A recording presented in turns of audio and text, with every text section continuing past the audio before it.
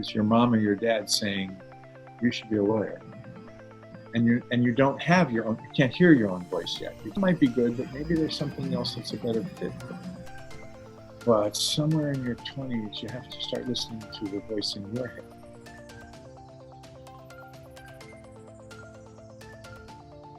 I'll be completely honest with you, it was a total accident. I'll say this, when I was a young kid, I'm very shy. I'm still very shy. I'm a shy person. I don't like public stuff. This has been weird to people interview and stuff. But I was a shy kid, but I was always kind of a creative, sort of nerdy little kid. I liked math and science, but I was always up drawing. I was always drawing in my, I have pages and pages of sketchbooks. I wish I still had them. I didn't keep any of them. Drawing, I was always drawing stuff, because when I was drawing things, I was inventing little worlds. I drew pictures of, stick people having, battles, and I drew airplanes, and I drew ships, I drew bridges. And they were all stories in my head, and then, I go through school and do all that stuff. And then I grew up in the Boston area. And at the very last minute, there was this school out in California called Stanford. I didn't know too much about, but I knew it, I knew it was supposed to be in this creative place called Silicon Valley. So at the very last minute, the night it was due, I wrote the application to Stanford and sent it. Didn't, no reviewing, no checking it with my mom or anything, just sent it. And so my great surprise, I got in, and I thought, okay, well, this will be a new experience, because I grew up on the East Coast and I wanted to go to the West Coast. And so I went. And at the time I thought I would be a physics major, because I liked science. But mostly it turned out it's because my physics teacher in high school liked me. And when I advise a lot of my freshmen, I say, why do you want to study engineering? They go, well, I don't know, because my teacher liked me. And when you're young, if a grown-up pays attention to you, you want to do it. Anyway, it didn't take very long to figure out that I didn't want to do physics, but I wanted to do something with science. I wanted to do something with art. I wanted to combine art and science. And then it turned out I was in the one place in the world, the only university on the planet that had a program that was between the art and engineering school, and combined engineering and psychology. And I was really interested in people and aesthetics in one place. It's called product design. So that was just luck. It was, well played. I put myself in a good position, but it was luck. And then as I graduated from the program, I started, getting jobs doing design. And it's like, this is getting paid for what I used to always do, doodling in books and coming up with ideas and making up stories, and I'm getting paid to do it. This is awesome. So I started out in the toy industry. I worked for the company that was doing the Star Wars toys at the time, back in the 70s. And so I got to work on Star Wars toys. And the cool part about working on Star Wars toys is you get the script and photos of all the characters and vehicles about a year before the movie, because you have to make all this stuff ready before the movie comes out. So I knew Darth Vader was Luke's father before you did. But I couldn't tell anybody. But that was cool. Anyway, and then I came back to Silicon Valley. That was in the Midwest. I came back to Silicon Valley and started working in the computer industry. After I got my master's, my mentor at Stanford, Bob McKim, said, hey, would you like to teach a class? We need someone to teach the drawing class. I was pretty good at drawing. I said, oh, it'd be fun. So I started teaching one class, a year. And then David Kelly was going to go on sabbatical, so then I took over David's class. Long story short, I'd been teaching one class a year for 26 years, or 27 years. Really fun. I enjoyed being on campus. I enjoyed working with the students. I was doing the senior, the capstone project class, and I had a lot of industry experience by that point, so it was really fun to teach that class.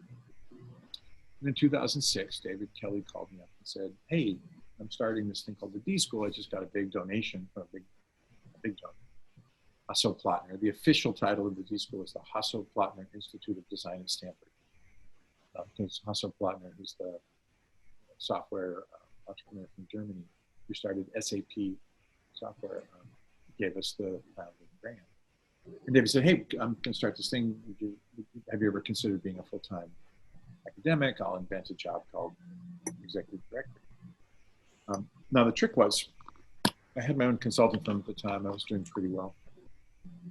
Stanford's offer was about 40%, 40% of what I was currently. So I had to take a 60% pay cut.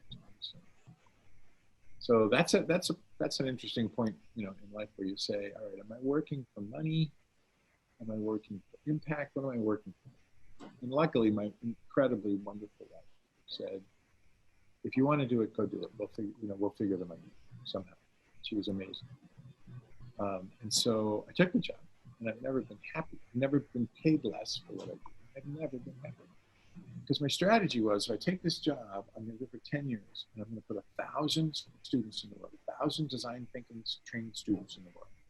And they're going to work on the big problems. They're going to work on climate change. They're going to work on, new medicines and delivering healthcare better. They're going to work on big problems. And we've done that. I've actually been there now 14 years. I've agreed to stay another couple of years through this pandemic, and we're redesigning the program. But my point is, once you know what you're working for, it's really easy to make the decision to take 60% pay cut. I'm working for impact. Okay, so 2007 comes along, this guy, Dave Evans, who I'd known, we've done a couple of projects together in business, but I didn't know him well. He says, hey, are your students having trouble figuring out how to launch, and are they confused about work and stuff? I said, yeah, I've been in office hours for 30 years. They're all confused. He says, would you like to do a class? Because he'd been doing a class, something similar, but not design-based over at Berkeley. I said, yeah, but it's got to be design-based. So let's think about it. We got a couple of our TAs, and we outlined this whole curriculum. And then we ran a little prototype with just 4 of my students. Two had graduated and 2 were seniors. And we ran like 2 nights, 2 hours, and it went so well. The students were so excited. We said, okay, we have to come up with a real class. In 2007, we prototyped. In 2008, we started doing more things. But to me, again, I'm the full-time academic. I'm the executive director of the design program at Stanford. I run the undergraduate and graduate program. I teach about 6 different classes. So that was my day. That was my full-time job. And this was just a little seminar. We just do a little seminar on the side. And then the little seminar became a little bit bigger, and then it became a little bit bigger. And then a guy named Lance Choi, who was running Stanford's Career Center, had been a mentor visitor in one of our classes. We brought him in to talk about careers. And he said, I think your class is great. I'll fund you to teach all the seniors. And we're like, I don't know, let's give it a try. And we prototyped that, and it worked pretty well. And then the dean of undergraduate education, a guy named Harry Ellen, who's a great guy, great supporter, came and said, I heard about your class, and I want a class for all the freshmen. So we invented a class called Designing Your Stanford. Designing your life for when you're leaving, designing your Stanford for designing what college is for. That was really successful. So the dean of graduate studies said, I want a class for the graduate students. And so now we have designing your Stanford, designing your life, and designing the professional PhD students who are about ready to pick up their degrees and go on to their next thing. And it's like, I don't know why this is happening. I keep saying, no, we don't have the time, we don't have any money, and people keep giving us money, and people keep hiring more people, and pretty soon we had a lab, and we had 4 fellows. Now we have an amazing woman, Kathy Davies, runs the lab for me, and she's doing a fantastic job. So then it was like, okay, well, this thing's getting bigger and bigger, and we keep getting calls from other universities. Hey, you heard about designing your life? Can we teach it? And we're like, okay. So we put together what we call the transfer studio. So people can come to Stanford, and they take the class these are academics from all over. We just ran one for 62 more academics from all over the country and all over the world. Actually, a couple of teams from China came to this one too, just virtually. And then 2 days, they actually take the class as if they were a student. And then 3 days designing the class for their university. And then we give them the whole Lego kit. It's like, here's all the things we've got hundreds of worksheets and assignments and things. And you can design it any way you want. We'll give you the Lego kit. We'll give you a picture of the dinosaur and a picture of the house. You can build these 2, but you can build anything else you want. And that's been incredible. We now have over 220 universities teaching design in life all over the world. There's a super center at Curtin University down in Australia. And I've just gotten off the phone yesterday with the design center in Singapore that wants to be a super center of designing life for Singapore.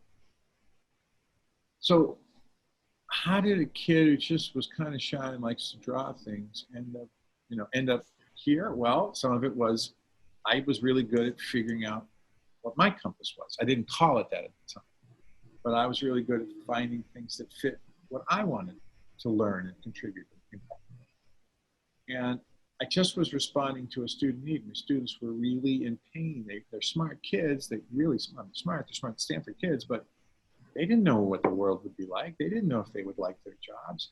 And they had all these dysfunctional beliefs about, don't work for a big company, work for a small company, or don't do this, do that. And it was all wrong.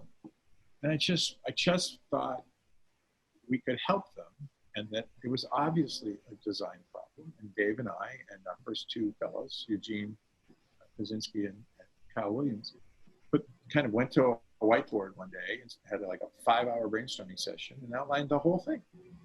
And then we prototyped and prototyped and prototyped. And every time we did a prototype that failed, the students didn't like it or they didn't understand it, we learned something. And every time we did a prototype where the students said, "Oh, wow, that was amazing. That's the best thing we've ever done," we kept it. So we used our own design process to create the class. And then in 2015, after years of me bugging Dave, we got to write a book, we got to write a book, we got to write a book. We finally wrote a book, and it came out in 2016. And even that, we wrote a whole book and then threw it away, first prototype. And the second book was the one that you can buy, much better book. We got a good agent, we got a good editor. And so I guess my story is that if you follow the things you're curious about, and if you respond to needs you see in the world, I never thought this would turn into a bunch of classes. I never thought it would turn into a book. I never thought other universities would want to teach it. I never thought it would turn into an international movement. All we were doing was trying to serve the need of people who were confused and scared and wanted some way to, address their future. And design seemed like, first of all, design is the only thing I know, so I couldn't have done this from a different point of view. But also, design and positive psychology had revealed, in the last 20 years, a lot of different ways to be happy, and a lot of different ways to think about, focusing on the positive stuff instead of the negative stuff. All of our stuff's research-based. The Gratitude Journal comes from research. The Work, Love, Health, Play dashboard comes from Martin Seligman's research. It's all based on something that actually is proven to work. So I think if you just, and now I would say, follow your compass, know who you are, know what you value, accept ambiguity. There's going to be a lot of ambiguity in the world. Use these tools when appropriate. And now I've got names for all the things I was doing anyway. I was prototyping everything in my career. I was trying all sorts of different stuff to see what would work. I tried lots of things that didn't work. But all along the way, the way I was deciding, either intuitively or now very, very much, specifically, explicitly deciding, I make Odyssey plans. I do my compass. Dave and I do everything we tell everybody else to do. I said, either we do this or we're the biggest hypocrites on the planet. And it turns out Dave and I have always done this stuff. We just now have labels for it and structures for it. And so David Kelly and I call the Designing Your Life Lab, we call it the success disaster. It's the first time I've done a startup where it got bigger faster than I could keep up with it. Right? And now the book's in 23 languages, and it's all over the world. It's really, evidently really big in Vietnam. I get lots of notes from Vietnam. I get lots of notes from Thailand. That's why I went there to train some more people to teach it there. And it's so wonderful. And I'm very humbled about it. I just thought it would be maybe useful. I don't know. I know it works pretty well on campus, but I didn't know if a book would work. And we didn't think we'd get a very good publisher. We got a great publisher. We didn't think we'd get a very good agent. We got the best agent in the business. He just did David Attenborough's book on climate. He did the Dalai Lama and Desmond Tutu book on joy. He's amazing. And so we surrounded ourselves, radical collaboration, right? As a design thinking mindset, we've surrounded ourselves with great people to collaborate with. And we keep finding new opportunities. in the same way that I said, once you prototype something, you're in a new place and new opportunities will emerge. And we've just been overjoyed that this is even useful. And life is an emergent reality. It unfolds in front of you.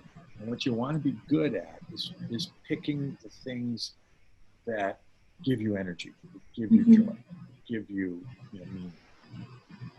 And so half of this stuff, I think it's all this is available to anybody. But if the only voice in your head is your mom or your dad saying you should be a lawyer, and you don't have your own, you can't hear your own voice yet. You can't hear the voice that says, well, wait, that might be good, but maybe there's something else that's a better fit.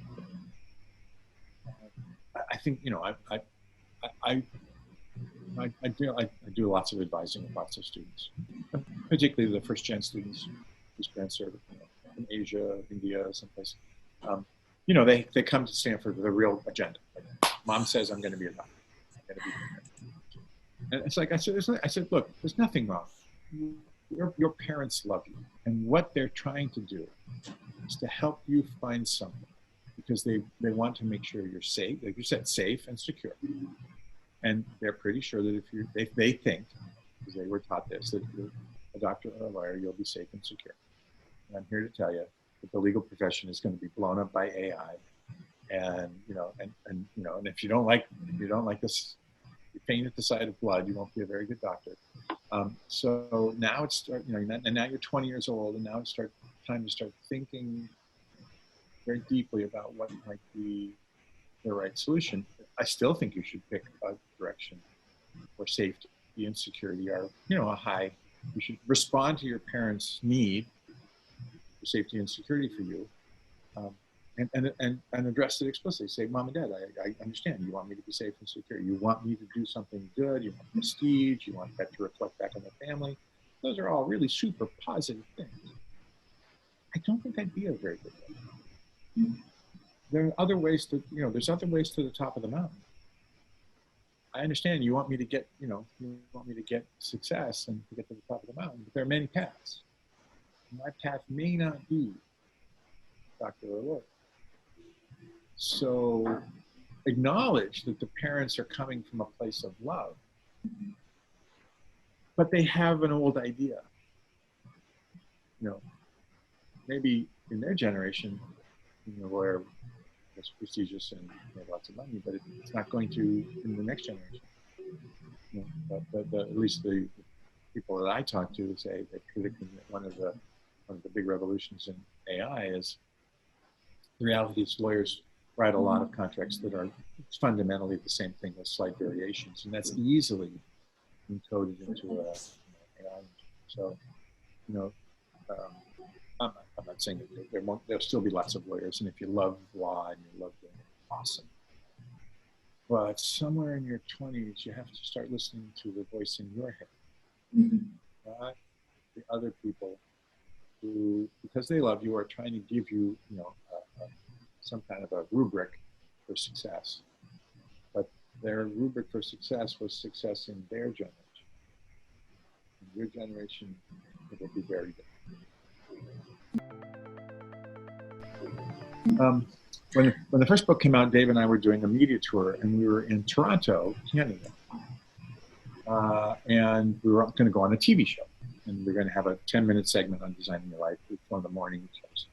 We're backstage and, we're ready to go. And the producer comes and says, okay, well, the other thing just went long, so you don't have 10 minutes, you have 2 minutes. You have to do all of designing your life in 2 minutes.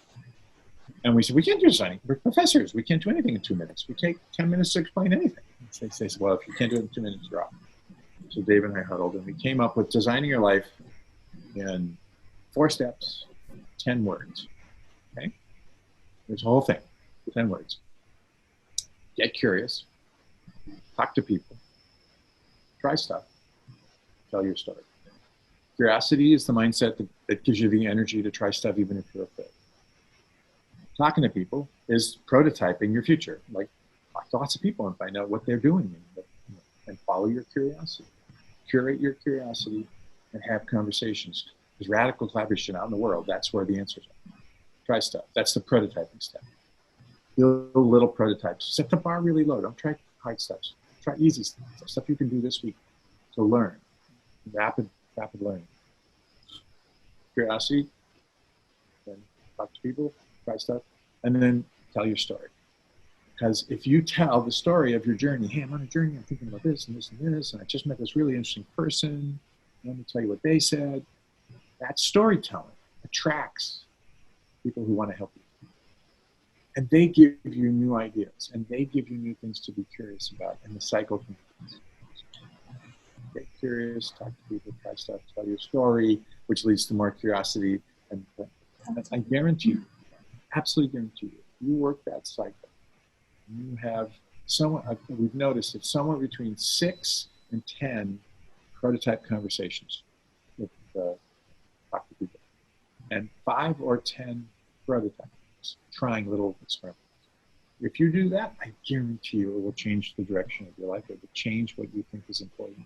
And it will change how you feel about the journey, where you won't feel uncertain anymore or insecure.